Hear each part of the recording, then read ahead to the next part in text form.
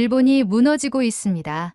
하지만 정작 무너지는 걸 일본만 모르고 있습니다. 30대 일본 여성들의 인구가 눈에 띄게 줄고 있었습니다. 출입국 데이터를 분석한 일본 정부는 충격에 빠졌습니다. 여성들이 아무 말도 남기지 않은 채 조용히 일정한 방향으로 사라지고 있었던 겁니다. 도쿄 중심가의 엘리트층부터 지방 공무원, 회사원, 간호사, 심지어 신입생까지 그녀들은 하나둘 한국으로 향하고 있었습니다. 일본 총무성은 긴급 대책 회의를 소집했고 언론은 이를 이상 이탈 현상이라 보도했습니다. SNS에는 이제야 이해가 간다는 말이 급속히 퍼지기 시작했죠. 결국 일본의 한 지상파 방송국이 한국에 거주 중인 일본 여성들을 직접 인터뷰하기 위해 서울로 촬영팀을 보냈습니다. 그리고 그 영상은 방송된 지 3일 만에 일본을 완전히 뒤흔들었습니다.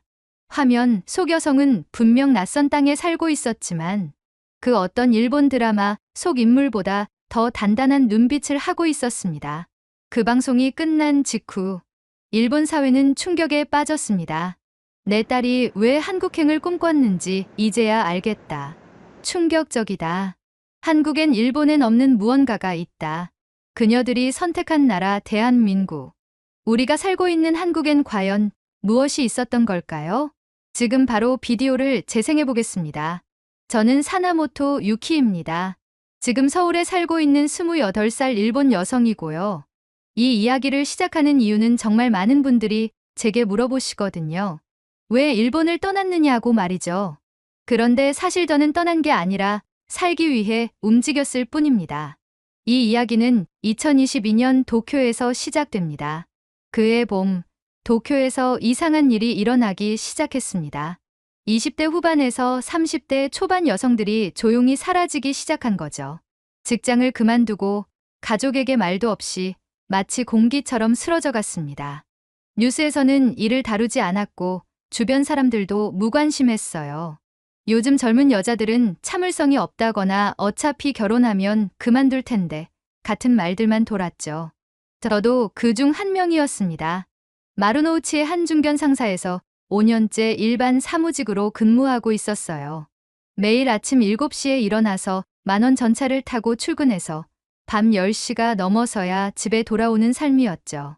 회사에서는 제 의견을 말해봐도 그런 생각도 있네요 라는 반응 후 묻혀버렸고 중요한 회의에는 참석시켜주지도 않았습니다. 집에서도 마찬가지였어요.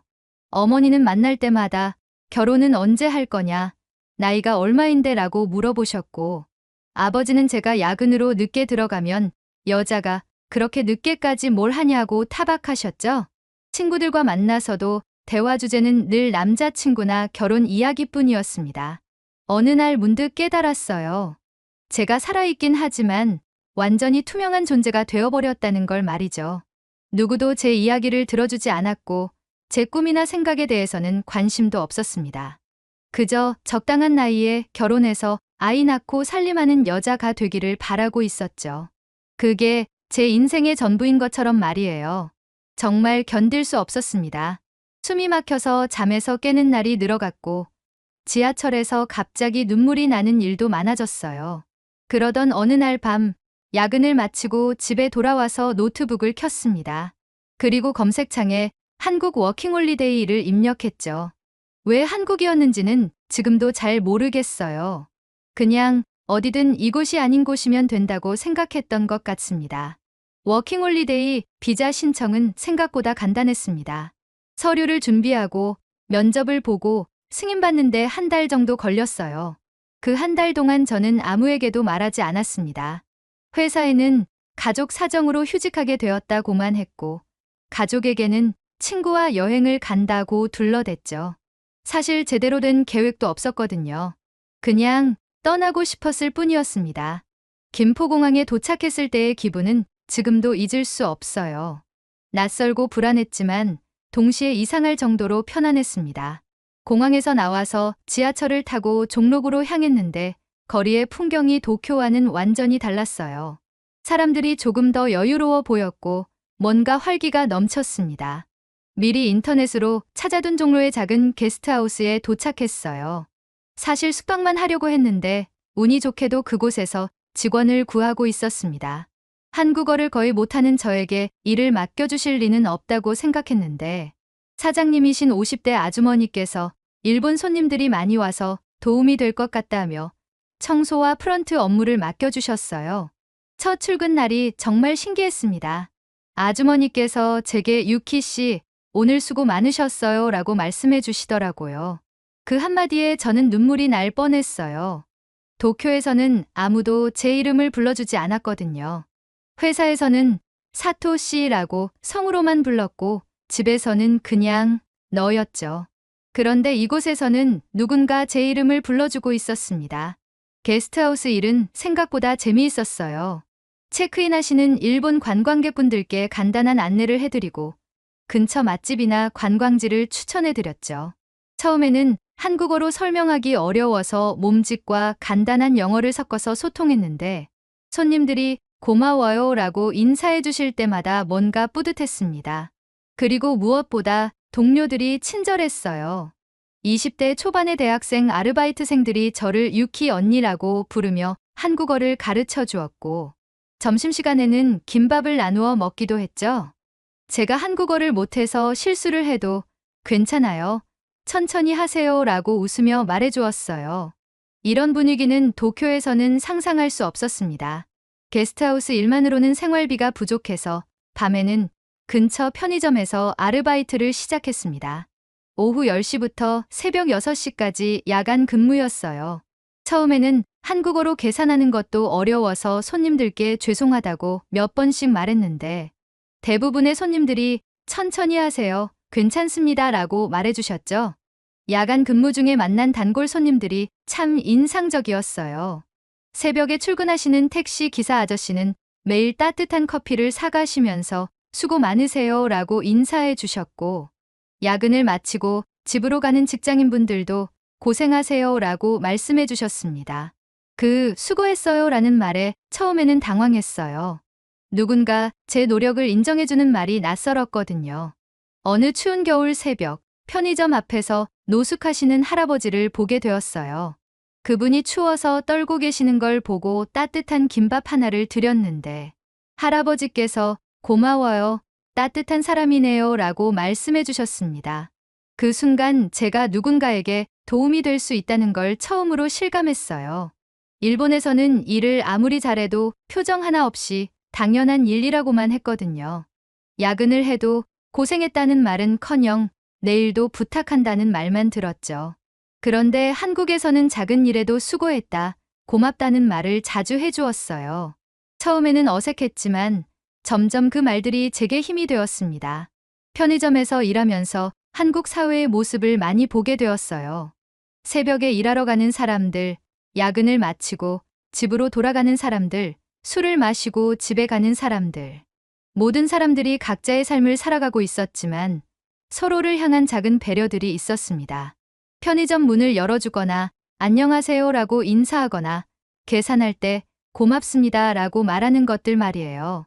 도쿄에서는 지하철에서도 사람들이 서로 눈을 마주치지 않았고 직장에서도 업무 외에는 대화가 거의 없었어요. 그런데 서울에서는 낯선 사람끼리도 자연스럽게 대화를 나누는 모습을 자주 봤습니다. 편의점에서 일하는 저에게도 힘들지 않으세요? 한국 생활은 어때요? 같은 질문을 건네는 손님들이 많았죠. 그렇게 몇 달이 지나면서 저는 서서히 깨달았어요. 여기서는 제가 존재하고 있다는 걸 말이에요. 누군가 제 이름을 불러주고 제 일을 인정해주고 제게 관심을 가져주는 사람들이 있었습니다. 도쿄에서는 투명한 존재였던 제가 서울에서는 비로소 사람으로 보여지고 있었어요. 한국에서 생활한 지 3개월 정도 지났을 때 지역 다문화센터에서 한국어 수업이 있다는 걸 알게 되었습니다. 게스트하우스 아주머니께서 유키 씨, 한국어 배우면 더 좋은 일자리도 구할 수 있을 것 같은데 라고 추천해 주셨어요. 사실 그동안 한국어를 독학으로 공부하고 있었지만 발음도 이상하고 문법도 엉망이었거든요. 손님들과 대화할 때마다 답답함을 느꼈고 더 깊은 소통을 하고 싶다는 갈망이 커지고 있었습니다. 다문화센터는 지하철 3호선 안구역에서 도보로 10분 거리에 있었어요. 첫날 센터에 도착했을 때 마음이 쫄깃쫄깃했습니다. 낡은 건물 2층에 있는 작은 공간이었는데 벽에는 여러 나라 국기와 함께 배우고 성장하는 우리라는 문구가 적혀 있었어요. 접수처에서 한국어 수업 신청서를 받았는데 한국어로 된 양식이라 절반도 이해할 수 없었죠. 접수 담당자분이 제가 헤매는 걸 보시고 일본 분이세요? 제가 도와드릴게요 라고 친절하게 설명해 주셨어요. 신청서를 작성하면서 한국어를 배우시는 이유가 뭐예요? 라는 질문에 한국에서 살면서 더 많은 사람들과 대화하고 싶어서요 라고 적었습니다. 그 순간 정말로 그렇다는 걸 깨달았어요. 저는 단순히 언어를 배우고 싶은 게 아니라 사람들과 소통하고 싶었던 거죠. 교실 문을 열고 들어갔을 때 정말 떨렸습니다. 다양한 나라에서 온 사람들이 한 교실에 앉아 있었어요. 베트남, 필리핀, 중국, 태국, 몽골에서 온 분들. 나이도 20대부터 50대까지 다양했고 한국에 온 이유도 모두 달라 보였습니다. 어떤 분은 한국 남편과 결혼해서 왔고 어떤 분은 일하러 왔고 저처럼 새로운 삶을 찾아온 사람도 있었어요. 선생님은 40대 중반쯤 되어 보이는 김미영 선생님이었습니다. 단정한 옷차림에 따뜻한 미소를 지으시며 안녕하세요. 저는 김미영 선생님이에요. 여러분 모두 환영합니다. 이곳에서 함께 한국어를 배우면서 한국 생활에 도움이 되길 바라요 라고 인사해 주셨어요. 그 말투에서 진심이 느껴졌습니다. 일본에서 만났던 어떤 선생님들보다도 따뜻했어요. 첫 수업이 정말 충격적이었습니다. 선생님께서 돌아가며 자기소개를 해보라고 하셨어요. 제 차례가 되었을 때 저는 유키입니다. 일본에서 왔습니다. 한국어 배우고 싶습니다 라고 더듬더듬 말했는데 발음이 너무 이상했나 봐요. 특히 유키라는 제 이름을 한국어로 발음하는 게 어색했거든요. 몇몇 반 친구들이 작게 웃었어요. 그 순간 얼굴이 빨갛게 달아올랐고 일본에서 실수했을 때의 그 차가운 시선들이 떠올랐죠. 회사에서 발표할 때 동료들의 무표정한 얼굴들, 틀렸을 때 역시 여자는 이라는 속삭임들. 역시 어디서나 똑같구나라는 생각이 들면서 울고 싶어졌습니다. 그냥 일어나서 나가버리고 싶었어요. 가슴이 답답하고 숨이 막혀왔어요. 그런데 김미영 선생님께서 괜찮아요, 유키 씨. 처음엔 다 그래요. 저도 영어 처음 배울 때 발음이 이상해서 창피했거든요 라고 말씀해 주시더라고요. 그리고 반 친구들에게 여러분도 처음엔 다 그랬잖아요. 서로 도와주는 게 우리 교실의 규칙이에요 라고 말씀하셨어요. 그러자 베트남에서 온 리엔이라는 친구가 나도 처음엔 더 이상했어요. 괜찮아요, 유키라고 위로해 주었습니다. 괜찮아요 하는 말이 그렇게 따뜻할 줄은 몰랐어요. 일본에서는 실수하면 사과하는 게 당연했고 누군가 괜찮다고 말해주는 경우는 거의 없었거든요. 설령 있다 하더라도 형식적인 말이었죠. 그런데 여기서는 제가 틀려도 발음이 이상해도 진심으로 괜찮아요 라고 말해주는 사람들이 있었습니다. 그 순간 가슴 깊숙한 곳에서 뭔가 풀리는 느낌이었어요. 수업이 진행되면서 더 많은 실수를 했어요. 조사를 자꾸 틀렸습니다. 에서와 에게를 헷갈리고 은과 는 늘 잘못 사용했죠. 저는 일본에서 와요라고 말해야 하는데 저는 일본에게 와요라고 말하기도 했고 김치는 맛있어요를 김칠 맛있어요라고 하기도 했습니다. 그럴 때마다 선생님께서는 괜찮아요. 다시 해보세요. 천천히요 라고 말씀해 주셨어요. 그 말이 단지 용서가 아니라 제 실수와 존재 자체를 허락해주는 말처럼 들렸습니다. 제가 완벽하지 않아도 여기서는 배우고 성장할 수 있다는 메시지 같았어요. 실수를 두려워하지 말고 계속 시도해보라는 격려 같았습니다. 일본에서는 틀리면 안 되는 분위기였는데 여기서는 틀려도 되는 곳이었어요. 한 달이 지나자 조금씩 변화가 느껴졌습니다. 오늘 날씨가 좋아요. 김치가 맛있어요. 같은 간단한 문장들을 자연스럽게 말할 수 있게 되었어요. 그럴 때마다 선생님과 반 친구들이 박수를 쳐주었습니다. 그 박수 소리가 제 마음에 이렇게 큰 울림을 줄 줄은 몰랐어요. 일본에서는 아무리 열심히 해도 당연하게 여겨졌는데 여기서는 작은 성취도 함께 기뻐해주는 사람들이 있었습니다. 다문화센터에서 한국어를 배운 지 2달 정도 지났을 때 우연한 기회가 찾아왔습니다. 게스트하우스에 묵고 있던 한국 대학생이 체크아웃 전날 저에게 다가와서 혹시 일본어 할 줄 아시죠? 라고 물어보더라고요. 네, 일본 사람이니까요 라고 대답했더니 사실 일본어를 배우고 싶은데 과외 선생님을 구하기가 어려워서요. 학원은 너무 비싸고 개인 선생님은 구하기도 힘들고 라고 말했습니다. 그 순간 가슴이 두근거렸어요. 제가 누군가를 가르칠 수 있을까 하는 생각이 들었거든요. 하지만 동시에 불안감도 컸습니다. 일본에서는 후배들한테 업무를 알려줘도 선배니까 당연한 일이라고만 여겨졌는데 여기서는 제가 선생님 역할을 해야 한다는 게 신기하면서도 부담스러웠어요. 내가 정말 누군가를 가르칠 자격이 있을까라는 생각이 들었습니다. 그래도 용기를 내서 제가 도와드릴 수 있을 것 같은데요. 전문 선생님은 아니지만 기본적인 것들은 가르쳐 드릴 수 있을 것 같아요 라고 말했습니다. 그 학생은 정말 기뻐하면서 진짜요? 정말 감사합니다. 저는 박지훈이라고 하는데 대학교 2학년이에요.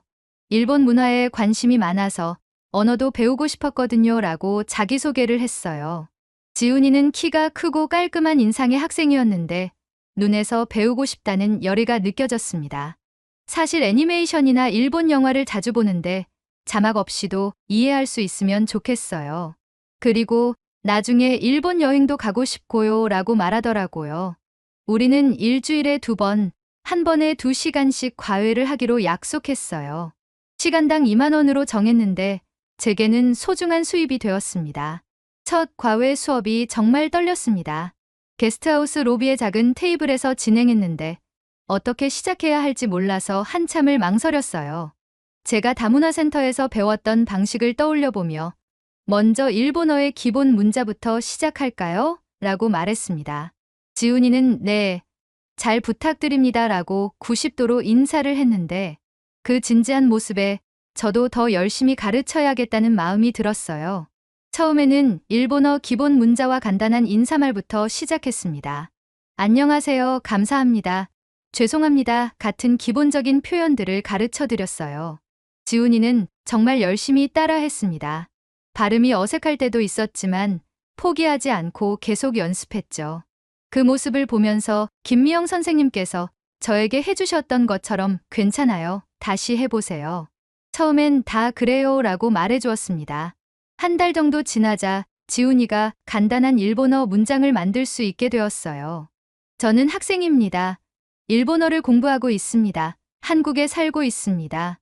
같은 기본 문장들을 자연스럽게 말할 수 있게 되었죠. 문법 설명을 할 때는 한국어로 해야 해서 제 한국어 실력도 많이 늘었어요. 일본어는 한국어와 어순이 비슷해서 한국 사람들이 배우기 쉬운 언어예요 라고 설명해 드렸습니다. 더 놀라운 건 지훈이가 일본 문화에 대해서도 정말 궁금해 한다는 것이었어요. 일본 사람들은 왜 그렇게 인사를 많이 해요? 일본의 진짜 속마음과 겉으로 드러내는 마음이 다르다는 게 무슨 뜻이에요? 일본 직장 문화는 정말 그렇게 엄격해요? 같은 질문들을 했습니다. 단순히 언어만 배우는 게 아니라 문화까지 이해하려는 모습이 인상적이었어요. 그런 질문들에 답하면서 저도 일본 문화를 다시 생각해보게 되었어요. 한국에 와서 느낀 차이점들을 설명해주기도 했죠. 일본에서는 남에게 폐를 끼치지 않는 게 가장 중요해요. 그래서 조용히 하고 눈에 띄지 않으려고 하죠. 하지만 한국은 좀 다른 것 같아요.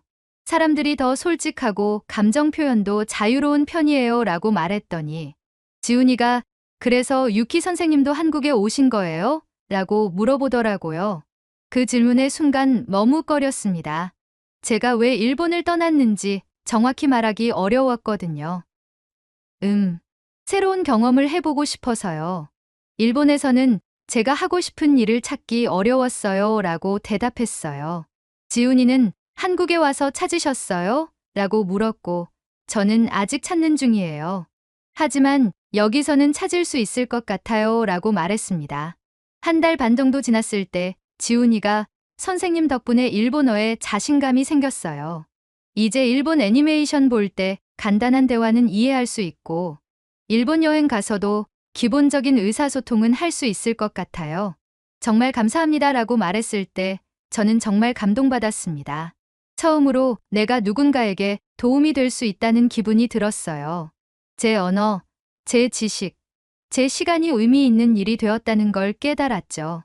일본에서는 아무리 열심히 일해도 당연한 일이라고만 했는데 여기서는 제가 가진 능력을 인정해주고 고마워하는 사람이 있었습니다. 지훈이는 수업료도 꼬박꼬박 챙겨주었고 가끔은 선생님 아니었으면 포기했을 거예요. 학원에서는 이렇게 자세히 안 가르쳐줘요. 그리고 일본 문화까지 알 수 있어서 정말 좋아요 라고 말해주기도 했어요. 그런 말들이 제게는 정말 큰 힘이 되었습니다. 몇 달 후에는 지훈이 친구들도 소개받아서 일본어 그룹 과외까지 하게 되었어요. 3명의 대학생들이 함께 일본어를 배우기 시작했는데 수업 분위기가 정말 좋았습니다. 서로 틀린 발음을 웃으면서 교정해주고 모르는 단어가 나오면 함께 찾아보고 일본 문화에 대해서도 궁금한 걸 물어보곤 했죠. 저는 그런 시간들이 너무 행복했습니다. 과외를 시작한 지 반년 정도 지났을 때 예상치 못한 기회가 찾아왔습니다. 지훈이가 평소보다 더 들뜬 목소리로 선생님, 저희 과에서 인턴으로 일할 K-뷰티 스타트업이 있는데 거기서 일본 마케팅 도움이 필요하대요. 혹시 관심 있으시면 소개해드릴까요? 라고 말하더라고요. 사실 저는 마케팅이라는 분야에 대해 전문적인 지식이 전혀 없었어요. 처음에는 저 같은 사람이 할 수 있을까요? 마케팅은 전문적인 일 아닌가요? 라고 망설였습니다. 하지만 지훈이가 선생님의 일본어 실력이면 충분히 할 수 있을 거예요.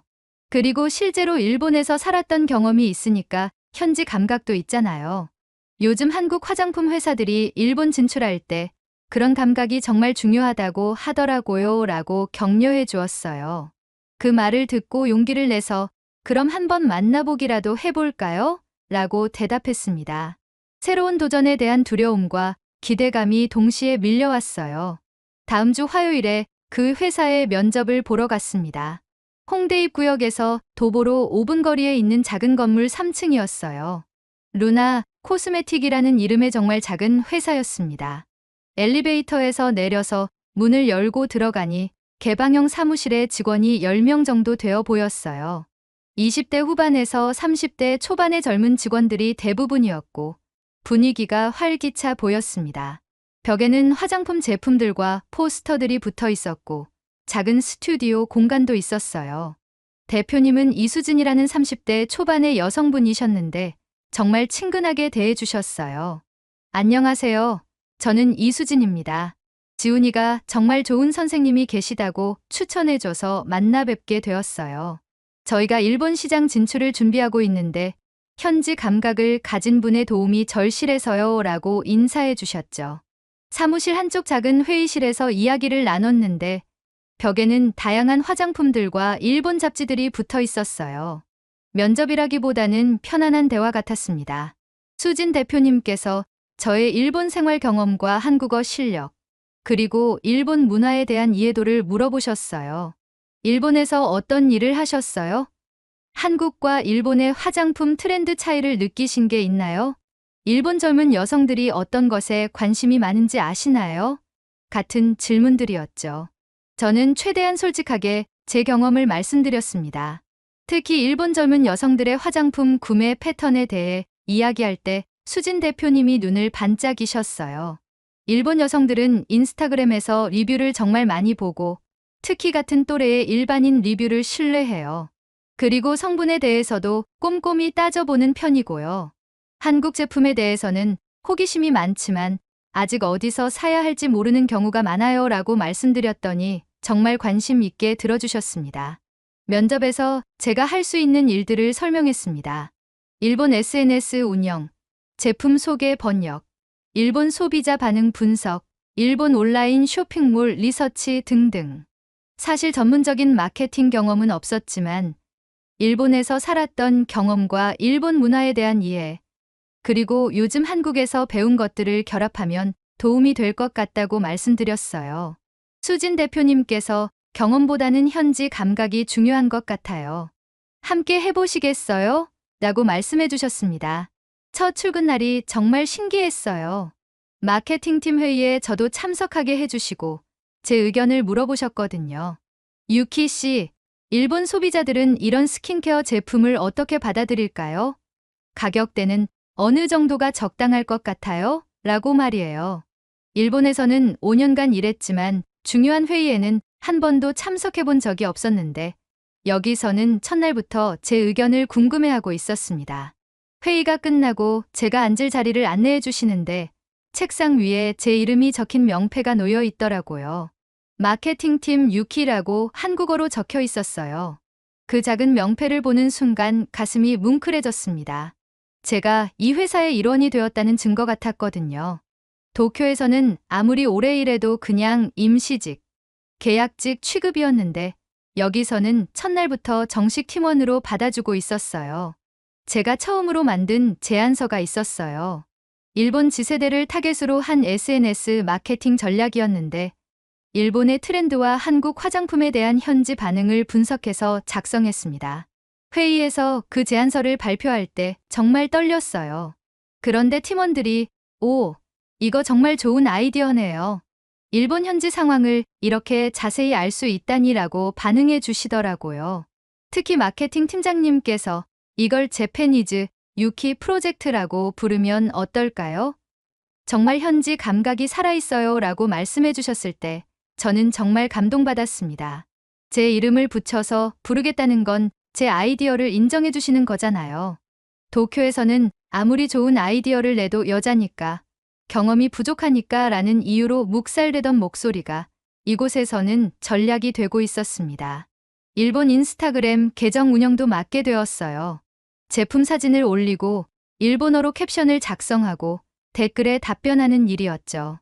처음에는 어색했지만 일본 팔로워들이 한국 화장품 정보 정말 감사합니다. 설명이 자세해서 이해하기 쉬워요. 같은 댓글을 달아주실 때마다 뿌듯했어요. 제가 번역한 제품 설명을 보고 실제로 구매하는 사람들이 생겼을 때는 정말 신기했습니다.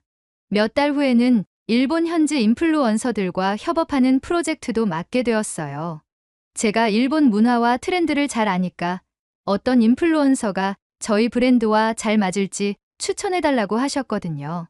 그렇게 해서 성공적으로 협업이 이루어졌을 때 수진 대표님께서 유키 씨 덕분에 일본 매출이 30% 늘었어요. 정말 고마워요 라고 말씀해 주셨습니다. 처음으로 제 일이 회사에 실질적인 도움이 되었다는 걸 수치로 확인할 수 있었어요. 더 놀라운 건 동료들의 반응이었습니다. 마케팅팀 선배님께서 유키야, 내가 온 다음부터 일본 시장 반응이 정말 좋아졌어. 역시 현지 사람이 하니까 다른 애라고 말씀해 주셨어요. 그리고 회사 전체 회의에서도 제 성과를 발표할 기회를 주셨죠. 일본 마케팅 담당 유키 씨가 만든 전략으로 이런 성과를 거두었습니다 라고 소개해 주실 때 저는 정말 떨렸지만 동시에 자랑스러웠어요. 일본에서는 제가 아무리 열심히 해도 여직원이라는 카테고리에 묶여 있었는데 여기서는 유키 씨라는 개인으로 인정받고 있었습니다. 제 의견이 회사의 전략이 되고 제 아이디어가 실제 매출로 이어지고 있었어요. 그리고 무엇보다 동료들이 제게 고마워요. 덕분에 우리 팀이 더 좋아졌어요 라고 말해주는 것이 가장 큰 보람이었습니다. 퇴근할 때 수진 대표님께서 유키 씨, 오늘도 수고 많았어요. 내일 또 좋은 아이디어 기대할게요 라고 말씀해 주실 때마다 저는 내일이 기대되었어요.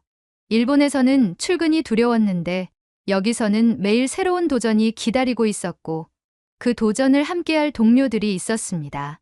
제가 드디어 사람으로서, 직장인으로서 인정받는 곳을 찾았다는 걸 깨달았어요. 회사에서 일한 지 6개월 정도 지났을 때 일본에서의 과거가 예상치 못한 순간에 찾아왔습니다. 어느 날 점심시간에 마케팅팀 동료인 소영이가 유키야, 궁금한 게 있는데 일본 여자들은 왜 그렇게 얌전해요? 회의에서도 말을 잘 안 하고 의견도 별로 안 내는 것 같던데 라고 물어보더라고요. 그 순간 갑자기 목이 메었고 예전 기억들이 밀려왔습니다. 얌전한 게 아니라 라고 말을 시작했다가 멈췄어요. 어떻게 설명해야 할지 몰랐거든요. 일본에서는 여성이 회의에서 적극적으로 발언하는 것 자체가 눈치 보이는 일이었다는 걸, 의견을 내봐도 묵살되기 일쑤였다는 걸 어떻게 한국 사람에게 설명할 수 있을까요? 소영이는 제 표정을 보고 아, 미안해. 괜한 질문했나? 기분 나빴으면 죄송해라고 말했습니다. 그날 밤 집에 돌아와서 혼자 생각해 봤어요. 한국에 온 지 1년이 다 되어 가는데 이제야 깨닫는 것들이 있었습니다. 예전에 일본에서 당연하다고 여겼던 일들이 이제는 이상하게 보였어요. 회식 자리에서 여직원들만 술을 따라다니던 일, 상사가 여자는 결혼하면 그만둘 텐데 왜 중요한 일을 맡기냐고 말하던 것, 출산 휴가를 쓰면 사실상 퇴사하라는 압박을 받던 관행들. 무엇보다 충격적이었던 건 그때는 그게 당연하다고 생각했다는 거였어요. 여자니까 어쩔 수 없지. 사회가 원래 그런 거야 라고 체념하며 살았던 제 모습이 떠올랐습니다. 하지만 한국에서 지내면서 그런 게 당연한 일이 아니라는 걸 알게 되었어요. 여기서는 회의에서 제 의견을 물어보고 제 아이디어를 인정해주고 제 성과를 칭찬해주는 사람들이 있었거든요. 다음날 소영이에게 말했어요. 어제 질문 말인데 사실 일본 여성들이 얌전한 게 아니라 말할 기회가 별로 없어요. 말해봐도 들어주지 않는 분위기라서 점점 조용해지는 거죠. 소영이가 정말요? 그럼 정말 답답했겠네요. 여기서는 어때요? 라고 물어보더라고요. 여기서는 제가 사람 같아요 라고 대답했더니 소영이가 당연히 사람이지 뭔 소리야 라고 웃으면서도 진지하게 들어주었습니다. 그 대화 이후로 제가 한국에서 얼마나 많이 변했는지 실감했어요. 예전에는 회의에서 발언하는 것조차 두려워했는데 이제는 자연스럽게 제 의견을 말하고 있었거든요. 일본에서는 죄송합니다라는 말을 하루에 수십 번 했는데 여기서는 감사합니다, 고마워요 라는 말을 더 많이 하게 되었어요. 사과하는 대신 감사를 표현하는 문화가 저를 더 당당하게 만들어준 것 같았습니다. 어느 날 일본 친구 아카네에게 영상통화를 걸었어요. 오랜만에 보는 친구의 얼굴이 예전보다 더 지쳐 보였습니다. 유키, 너는 어떻게 지내? 회사는 괜찮아? 라고 물어보더라고요. 응, 정말 좋아. 회사에서 내 의견도 들어주고 동료들도 친절하고 라고 말하다가 아카네의 표정이 이상한 걸 봤어요. 그게 정상이야? 라고 물어보는 아카네의 목소리에서 부러움과 동시에 체념이 느껴졌습니다. 아카네야, 너도 한국에 와봐. 정말 다른 세상이야 라고 말했는데 아카네가 나는 무리야. 용기도 없고 한국어도 못하고 그냥 여기서 참고 살아야지 라고 대답했어요. 그 말을 듣는 순간 가슴이 아팠습니다. 1년 전에 제 모습이 바로 아카네였거든요. 포기하고 체념하고 그냥 참고 사는 것이 당연하다고 생각했던 제 모습 말이에요. 그날 밤 혼자 생각해봤어요. 한국이 제게 무엇을 바꿔준 걸까요? 사실 한국이 저를 바꿔준 게 아니라 한국에서 비로소 제가 저를 제대로 보게 된 것 같았어요. 일본에서는 여자라서, 나이가 어려서, 경험이 부족해서라는 이유로 제 목소리를 내지 못했는데 여기서는 그런 편견 없이 제 능력을 봐주는 사람들이 있었습니다. 물론 한국도 완벽하지는 않았어요. 가끔 외국인이라는 이유로 어려움을 겪기도 했고 문화 차이 때문에 오해가 생기기도 했습니다.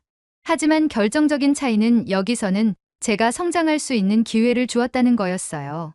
실수해도 괜찮다고 말해주고 노력하면 인정해주고 성과를 내면 칭찬해주는 사람들이 있었습니다. 한국에 온 지 1년 반이 지날 무렵 일본 친구들에게 제 일상을 담은 사진들을 보내기 시작했어요. 특별한 건 없었습니다. 회사 동료들과 점심 먹는 모습, 다문화센터에서 한국어 수업 듣는 모습, 게스트하우스에서 일하는 모습, 편의점에서 야간 아르바이트하는 모습, 반짝이지 않는 평범한 일상들이었죠. 하지만 그 평범함 속에서 제가 웃고 있는 모습들이 담겨 있었어요. 특히 회사에서 찍은 사진 하나가 있었는데 마케팅팀 회의에서 제가 발표하는 모습이었어요. 동료들이 제 발표를 진지하게 듣고 있고 저는 자신감 있게 설명하고 있는 모습이었죠. 그 사진을 보낸 후 아카네에게서 연락이 왔어요. 유키, 너 정말 달라 보여. 예전에는 항상 어깨가 움츠러들어 있었는데 지금은 사람처럼 살고 있는 것 같아. 사람처럼 살고 있다는 그 말이 제 마음에 깊이 박혔어요. 아카네도 저와 같은 고민을 하고 있었구나 싶었거든요. 일본에서는 우리가 투명한 존재처럼 살고 있었다는 걸 이제야 깨달았습니다. 존재하지만 보이지 않고, 말하지만 들리지 않고, 노력하지만 인정받지 못하는 삶. 며칠 후 아카네가 또 연락을 했어요. 유키야, 나도 한국 가고 싶어. 여기서는 정말 숨이 막혀. 어제도 상사가 여자는 감정적이라서 중요한 일은 못 맡겨라고 하더라. 그런 말 들을 때마다 화가 나는데 화를 내면 또 역시 감정적이야 라고 할까봐 참았어. 이런 식으로 살아야 하나 싶어서 아카네의 말을 들으면서 제 가슴이 아팠어요. 1년 반 전의 제 모습과 똑같았거든요. 화가 나지만 화를 낼 수 없고, 억울하지만 억울하다고 말할 수 없고, 꿈이 있지만 꿈을 이야기할 수 없는 상황. 그때 저도 똑같이 느꼈던 답답함이었어요. 아카네야, 진짜 한국 와봐. 여기서는 내가 여자라서 안 된다는 말 안 들어. 물론 쉽지는 않지만 적어도 기회는 있어라고 말했더니 아카네가 그런데 나는 한국어도 못하고 돈도 별로 없고 너처럼 용기도 없어 라고 대답했어요. 그 말을 들으면서 제가 얼마나 많이 변했는지 실감했습니다. 회사에서도 비슷한 대화를 나눴어요. 점심시간에 소영이가 유키야, 일본 친구들 중에 한국 오고 싶어 하는 사람 많아? 라고 물어보더라고요. 네, 최근에 늘어나고 있는 것 같아요. 특히 직장 여성들이. 라고 대답했더니 소영이가 왜요? 일본이 더 잘 살지 않아요? 라고 물었습니다. 경제적으로는 그럴 수도 있어요. 하지만 여성으로서 살기에는 한국이 더 숨 쉴 수 있는 곳 같아요 라고 말했더니 소영이가 정말 관심 있게 들어주었어요. 구체적으로 어떤 차이가 있어요? 라고 물어보길래 제가 경험한 차이점들을 하나씩 설명해 드렸습니다. 일본에서는 여성이 30살 넘으면 늙은 처녀라는 시선을 받아요. 회사에서도 언제 결혼할 거냐, 아이는 언제 가질 거냐는 질문을 계속 받죠. 그리고 중요한 프로젝트는 어차피 결혼하면 그만둘 텐데라는 이유로 남자 직원들한테 맡겨요.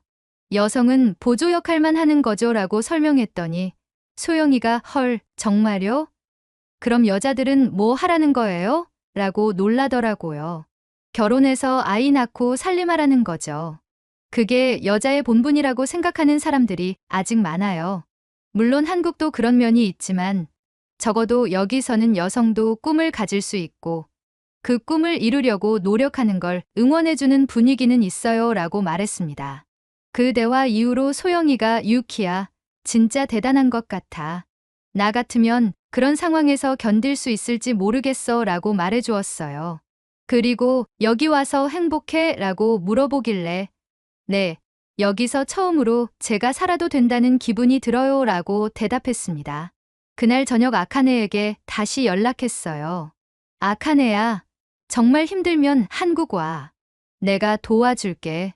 처음에는 어렵겠지만 여기서는 적어도 내가 꿈꿀 수 있어 라고 말했더니 아카네가 한참 후에 고마워, 유키야. 진짜 고민해볼게 라고 대답했어요. 그 말 속에서 작은 희망을 느꼈습니다. 한국에 온 지 2년이 다 되어갈 무렵, 저는 한국어 능력 시험 토픽에 도전하기로 결심했습니다. 회사에서 더 중요한 업무를 맡으려면 공식적인 한국어 능력 증명이 필요하다고 하셨거든요. 처음에는 자신이 없었어요. 일상 대화는 어느 정도 할 수 있었지만 시험에 나오는 어려운 문법이나 고급 어휘는 아직 부족했거든요. 다문화센터의 김미영 선생님께 상담을 받으러 갔어요. 선생님, 저 토픽 4급 도전해보고 싶은데 가능할까요? 라고 물어봤더니 선생님께서 유키 씨 실력이면 충분히 가능해요. 하지만 준비는 많이 해야 해요. 특히 읽기와 쓰기 부분을 집중적으로 연습하세요 라고 조언해 주셨습니다. 그때부터 정말 열심히 공부했어요. 회사에서 일하고 집에 와서는 토픽 교재를 펼쳐놓고 밤늦게까지 공부했습니다. 어려운 문법들, 한자어들, 긴 지문 읽기. 정말 힘들었어요. 특히 쓰기 시험이 가장 어려웠는데 한국어로 논리적인 글을 써야 하는 게 쉽지 않았거든요. 회사 동료들도 많이 도와주었어요. 점심시간에 소영이가 유키야, 이 표현은 이렇게 쓰는 게 더 자연스러워 라고 알려주기도 하고, 마케팅팀 선배님께서는 비즈니스 한국어는 이런 식으로 써야 해 라고 가르쳐 주기도 했습니다. 그런 도움들이 정말 고마웠어요. 시험 전날 밤에는 너무 떨려서 잠이 안 왔어요. 만약 떨어지면 어떻게 하지? 한국어 실력이 정말 늘긴 한 건가? 같은 생각들이 계속 맴돌았습니다. 그런데 문득 2년 전 처음 한국에 왔을 때가 떠올랐어요. 그때는 안녕하세요도 제대로 발음하지 못했는데 지금은 회사에서 발표도 하고 동료들과 농담도 나누고 있잖아요. 시험 당일 시험장에 가니까 저처럼 외국인들이 정말 많았어요. 다양한 나라에서 온 사람들이 모두 한국어를 배우고 있다는 게 신기했습니다. 시험이 시작되자 처음에는 긴장했지만 문제를 풀면서 점점 자신감이 생겼어요. 아, 이건 알겠다. 이 문법은 다문화센터에서 배웠던 건데 하면서 차근차근 풀어나갔습니다. 특히 쓰기 시험에서 한국에서의 생활 경험을 바탕으로 외국인이 한국 사회에 적응하는 방법에 대해 쓰시오라는 문제가 나왔는데 이건 제가 직접 경험한 내용이라 술술 써내려갔어요. 다문화센터에서의 경험, 회사에서의 적응 과정, 한국 사람들의 따뜻함에 대해서 진심을 담아 썼습니다. 한 달 후 결과가 나왔어요. 토픽 4급 합격. 점수를 확인하는 순간 정말 기뻤습니다. 특히 쓰기 영역에서 높은 점수를 받았다는 걸 보고 정말 뿌듯했어요. 바로 회사에 소식을 알렸더니 동료들이 정말 축하해 주었습니다. 유키야, 축하해. 정말 대단하다. 이제 진짜 한국 사람 다 됐네 하면서 케이크까지 사주더라고요. 수진 대표님께서는 유키 씨, 정말 고생 많으셨어요. 이제 더 큰 프로젝트도 맡길 수 있겠네요 라고 말씀해 주셨어요. 그리고 며칠 후 정말로 일본 전체 마케팅을 총괄하는 업무를 맡게 되었습니다. 제 책상 위에는 새로운 명함이 놓여 있었어요. 루나 코스메틱 일본 마케팅 매니저 유키라고 적혀 있었습니다. 그 명함을 손에 들고 한참 동안 바라봤어요. 종이에 불과하지만 저에게는 정말 소중한 의미였습니다. 나에게도 이 나라 안에 자리가 생겼다는 증거였거든요. 일본에서는 5년간 일해도 임시직이었는데 여기서는 2년 만에 매니저가 되었어요. 능력을 인정받아서 승진한 거였습니다. 그날 밤 아카네에게 영상통화를 걸어서 명함을 보여줬어요. 와, 유키야. 정말 대단하다. 매니저라니. 아카네의 눈에서 부러움과 동시에 희망이 보였습니다. 나도 정말 한국 가고 싶어. 여기서는 아무리 해도 승진은 꿈도 못 꿔라고 말하더라고요. 아카네야, 정말 와. 처음에는 어렵겠지만 여기서는 노력하면 인정받을 수 있어. 나도 처음에는 편의점 아르바이트부터 시작했잖아 라고 말했더니 아카네가 그래, 나도 진짜 심각하게 고민해 볼게. 더 이상 여기서 이렇게 살 수는 없을 것 같아 라고 대답했어요. 제 변화가 아카네에게도 용기를 주고 있다는 걸 느꼈습니다. 한국에 온 지 2년 반이 지났을 무렵 예상치 못한 연락이 왔습니다. 일본의 한 방송국에서 최근 한국으로 이주하는 일본 젊은 여성들이 늘고 있다는 프로그램을 제작한다며 인터뷰 요청을 해온 거였어요. 처음에는 거절하려고 했습니다. 제가 특별한 사람도 아니고 그냥 살기 위해 움직인 평범한 사람인데 무슨 인터뷰를 하겠어요. 하지만 담당 PD가 요즘 도쿄에서 20, 30대 여성들이 조용히 사라지고 있는 현상에 대해 다루고 싶다고 말하는 걸 듣고 마음이 바뀌었어요. 아카네 같은 친구들이 아직도 일본에서 답답해하고 있는데 제 경험이 조금이라도 도움이 될 수 있다면 해볼 만하다고 생각했거든요. 인터뷰는 화상으로 진행되었습니다. 일본어로 대화하는 게 조금 어색했어요. 한국에서 2년 반을 살다 보니 일본어보다 한국어가 더 편해진 것 같았거든요.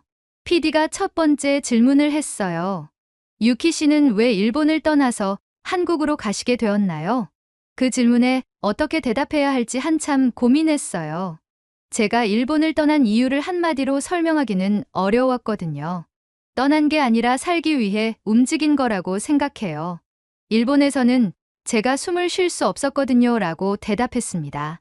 구체적으로 어떤 점이 힘들었나요? 라는 질문에 저는 솔직하게 말했어요. 회사에서 아무리 열심히 해도 여자니까 어차피 결혼하면 그만둘 텐데라는 말을 들었어요. 제 의견은 들어주지 않았고 중요한 일은 맡겨주지도 않았죠. 집에서도 마찬가지였어요. 언제 결혼할 거냐? 여자가 그렇게 늦게까지 일하냐는 말만 들었어요. PD가 한국은 어떤가요? 차이점이 있나요? 라고 물어보길래 저는 잠시 생각해 봤어요. 어떻게 설명하면 이 차이를 정확히 전달할 수 있을까요? 한국에서는 제가 유키라는 개인으로 인정받아요. 여직원이 아니라 유키 씨로 불리고 제 의견을 들어주고 제 아이디어를 인정해주는 사람들이 있어요. 하지만 한국도 여성에게 완전히 평등한 사회는 아니지 않나요? 라는 날카로운 질문이 들어왔어요. 이건 정말 중요한 포인트였습니다. 맞아요. 한국도 완벽하지는 않아요. 하지만 적어도 변화하려는 의지가 있고 여성도 꿈을 가질 수 있다는 분위기가 있어요. 무엇보다 실패해도 다시 도전할 수 있는 기회를 주는 사회인 것 같아요. PD가 가장 궁금해한 질문은 일본 언론에서는 K컬처, 복지 제도, 경제적 이유 등을 말하는데 실제로는 어떤가요? 였어요. 저는 웃으면서 대답했어요. 그런 것들도 있겠지만 정작 가장 중요한 건 아무도 묻지 않더라고요. 사람으로 사는 삶이 무엇인지 말이에요.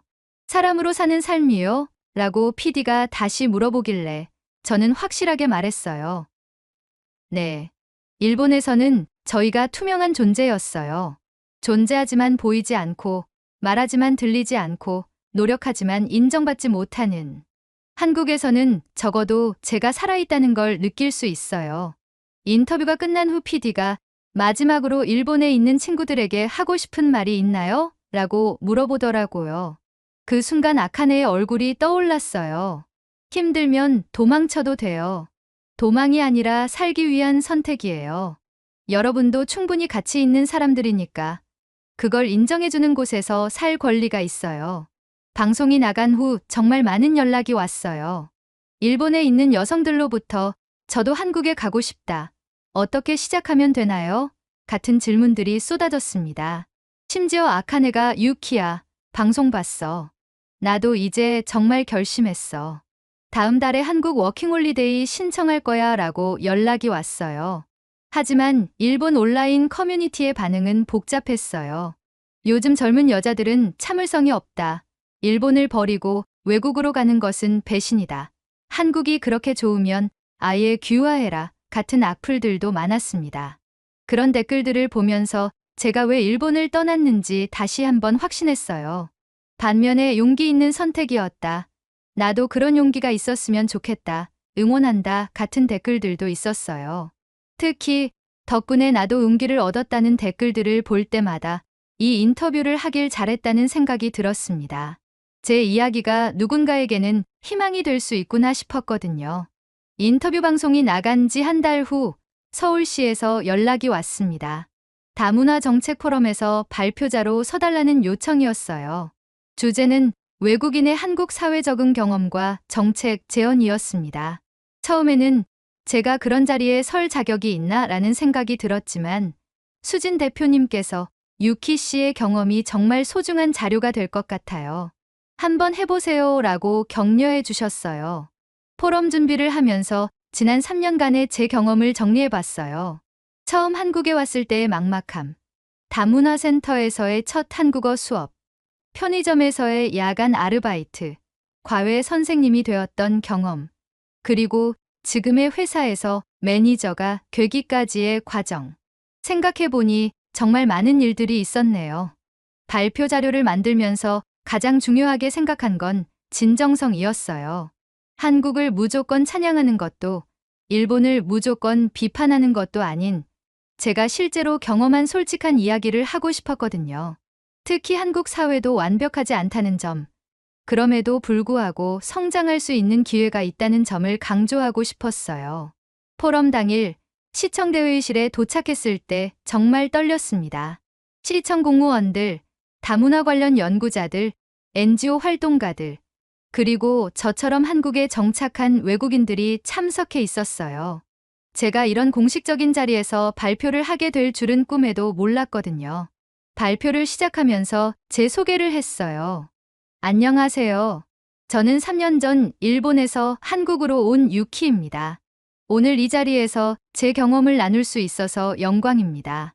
첫 마디를 하고 나니 긴장이 조금 풀렸어요. 청중들이 정말 진지하게 들어주는 모습을 보니 용기가 났습니다. 제가 가장 강조한 부분은 언어 교육의 중요성이었어요. 다문화 센터에서의 한국어 교육이 제게는 단순히 언어를 배우는 것 이상의 의미였습니다. 그곳에서 처음으로 괜찮다는 말을 들었고 실수해도 다시 도전할 수 있다는 걸 배웠어요. 언어는 소통의 도구이지만 동시에 사회 적응의 열쇠이기도 합니다. 두 번째로 강조한 건 일자리 기회의 중요성이었어요. 저는 편의점 아르바이트부터 시작해서 과외, 그리고 지금의 회사까지 다양한 일을 경험했습니다. 각 단계마다 저를 인정해주고 기회를 준 사람들이 있었어요. 외국인도 능력만 있으면 성장할 수 있다는 걸 보여주는 시스템이 중요한 것 같습니다. 마지막에는 제가 느낀 한국 사회의 특징에 대해 말했어요. 한국은 완벽한 사회는 아닙니다. 외국인으로서 어려움을 겪은 적도 많았어요. 하지만 이 사회에는 변화하려는 의지가 있고 무엇보다 사람을 사람으로 봐주려는 따뜻함이 있습니다. 그래서 저는 여기서 처음으로 사람답게 살 수 있었어요. 발표가 끝나고 질의응답 시간이 있었어요. 한 분이 가장 어려웠던 순간은 언제였나요? 라고 물어보셨는데 저는 솔직하게 대답했어요. 다문화 센터에서 첫 수업을 들을 때였어요. 제 발음을 듣고 몇몇 분들이 웃으셨는데 그 순간 여기서도 똑같구나라는 생각이 들어서 정말 절망스러웠어요. 하지만 선생님께서 괜찮다고 말씀해 주신 그 순간이 제 인생의 전환점이었습니다. 또 다른 분이 앞으로의 계획은 어떻게 되시나요? 라고 물어보셨어요. 일단 한국에서 더 성장하고 싶어요. 그리고 언젠가는 저처럼 새로운 기회를 찾아 한국에 오는 사람들을 도와주고 싶습니다. 제가 받은 도움을 다른 사람들에게도 나눠주고 싶어요. 마지막 질문이 가장 인상적이었어요. 지금 행복하신가요? 라는 질문이었습니다. 저는 잠시 생각해보고 미소를 지으며 대답했어요. 네, 행복합니다. 여기서는 제가 살아도 된다고 말해주는 나라예요. 제가 존재할 가치가 있다고 인정해주는 사람들이 있어요. 그래서 행복합니다. 발표가 끝나고 많은 분들이 와서 악수를 청하고 격려해 주셨어요. 특히 다른 외국인 참가자들이 정말 공감된다, 용기를 얻었다고 말해주실 때 뿌듯했습니다. 시청 담당자분께서는 앞으로도 이런 활동에 참여해달라고 요청하시기도 했어요. 포럼이 끝나고 집에 돌아오는 길에 지난 3년을 돌아봤습니다. 처음 김포공항에 도착했을 때의 제 모습과 지금의 제 모습이 정말 많이 달라졌다는 걸 실감했어요. 그때는 도망치듯 떠나온 투명한 존재였는데 지금은 당당하게 제 목소리를 낼 수 있는 사람이 되었거든요. 며칠 후 아카네가 인천공항에 도착했다는 연락이 왔어요. 드디어 한국에 온 거였습니다. 공항에 마중 나갔을 때 아카네의 표정을 보고 3년 전 제 모습이 떠올랐어요. 불안하면서도 기대에 찬 그 눈빛 말이에요. 유키야, 정말 왔어. 이제 어떻게 하면 돼? 라고 물어보는 아카네에게 괜찮아. 천천히 하나씩 해보자 라고 말해줬어요. 아카네를 도와주면서 제가 얼마나 많이 성장했는지 깨달았습니다. 다문화 센터 등록을 도와주고 게스트하우스 일자리를 소개해주고 한국어 공부 방법을 알려주는 제 모습을 보면서 이제는 제가 누군가를 도와줄 수 있는 사람이 되었다는 걸 실감했어요. 회사에서도 새로운 소식이 있었습니다. 제가 기획한 일본 마케팅 전략이 성공을 거두면서 루나 코스메틱이 일본 시장에서 큰 성과를 올렸다는 거였어요. 수진 대표님께서 유키 씨 덕분에 우리 회사가 일본에서 인정받고 있어요. 정말 고마워요 라고 말씀해 주셨을 때 제가 이 사회에 기여할 수 있는 사람이 되었다는 걸 느꼈습니다. 그리고 무엇보다 소중한 변화는 제 마음이었어요. 일본에서는 매일 아침 일어나는 것도 힘들었는데 지금은 내일이 기대됩니다. 새로운 프로젝트, 새로운 사람들과의 만남, 새로운 도전들이 기다리고 있으니까요. 여기서는 제가 실패해도 다시 일어설 수 있다는 믿음이 있어요. 어느 날 다문화센터에 김미영 선생님을 찾아뵈었어요. 선생님, 3년 전에 처음 여기 왔을 때 기억하세요? 라고 물어봤더니 선생님께서 물론 기억하죠. 그때 유키 씨 정말 많이 떨고 있었는데 지금 이렇게 당당해진 모습 보니까 정말 뿌듯해요 라고 말씀해 주셨어요.